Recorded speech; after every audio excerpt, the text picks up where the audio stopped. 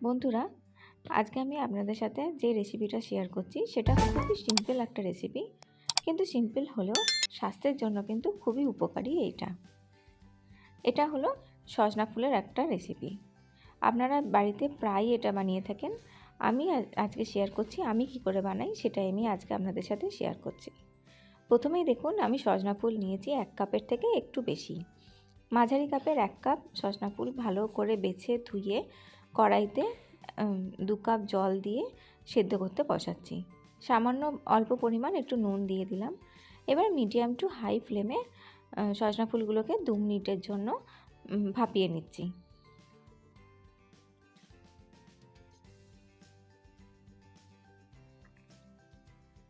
Minute 2 হয়ে গেলে এবার আমি গ্যাসের ফ্লেমটা অফ করে দিচ্ছি আর সজনা ফুলগুলোকে ছেঁকে নিচ্ছি বা এইভাবে ছান্তায় করে তুলে নিচ্ছি। এবার অন্যদিকে গ্যাস ওভেনে কড়াই গরম বসিয়ে তাতে দিলাম 2 থেকে 3 টেবিল স্পুন সর্ষের তেল।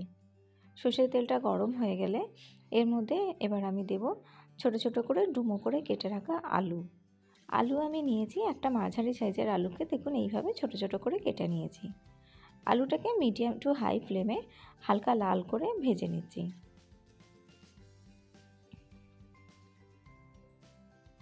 আলুটা দেখুন হালকা লাল করে ভাজা হয়ে গেছে। এবার আলুটাকে আমি তেল থেকে তুলে নিচ্ছি। আলুটা তেল থেকে তুলে নেওয়ার পরে এবার ওই তেলের মধ্যেই আমি দিয়ে দেবো 1 টিস্পুন গোটা জিরে। জিরেটা দেওয়ার পর দিচ্ছি একটা শুকনো লঙ্কাকে ফাটিয়ে। লঙ্কা আর জিরেটাকে সামান্য 30 থেকে 40 সেকেন্ডের জন্য লো ফ্লেমে ভেজে নিয়ে এবার আমি নেক্সট অ্যাড করছি পেঁয়াজ কুচি। একটা মিডিয়াম সাইজের পেঁয়াজকে সরু সরু করে কেটে নিয়েছি। পেঁয়াজ কুচিটা 1 থেকে 2 মিনিটের জন্য লো টু মিডিয়াম ফ্লেমে ভেজে নিচ্ছি।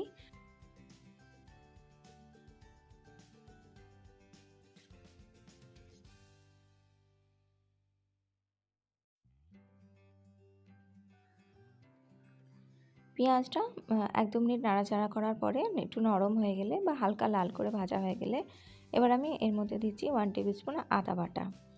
আদা বাটাটা দিয়ে আরও 1 মিনিটের জন্য লো ফ্লেমে ভেজে নিচ্ছি।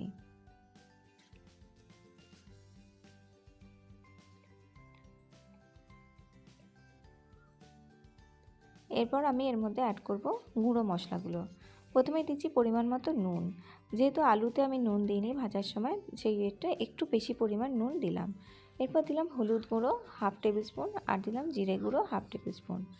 গুঁড়ো মশলাগুলো দিয়ে 1 মিনিটের জন্য একদম লো ফ্লেমে নাড়াচাড়া করে নিচ্ছি। গুঁড়ো মশলাগুলো কষানো হয়ে গেলে এবার আমি এর মধ্যে দিয়ে দিলাম ভাপিয়ে রাখা সজনা ফুলটা। সজনা ফুলটা দিয়ে 2 থেকে 3 মিনিটের জন্য লো ফ্লেমে ভালোভাবে মশলাটার সাথে ভেজে নেব। দেখুন সজনা ফুলটা ভালোভাবে একটু ভাজা হয়ে গেলে এবার আমি নেক্সট এর মধ্যে অ্যাড করে দিচ্ছি ভেজে রাখা আলুটা।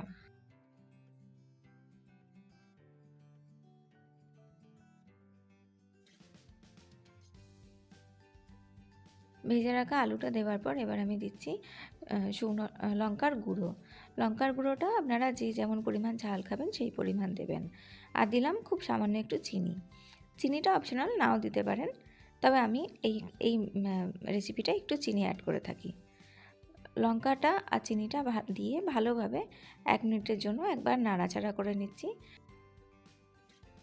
ভালোভাবে মিক্স করা হয়ে গেলে আবারও একবার ঢাকা দিয়ে লো ফ্লেমে 2 মিনিটের জন্য এটাকে রান্না করব।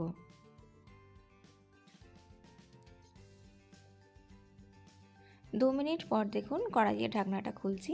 রেসিপিটা কিন্তু প্রায় রেডি হয়ে গেছে। সব শেষে নামাবার আগে আমি এর মধ্যে দিলাম 1/2 টেবিল স্পুন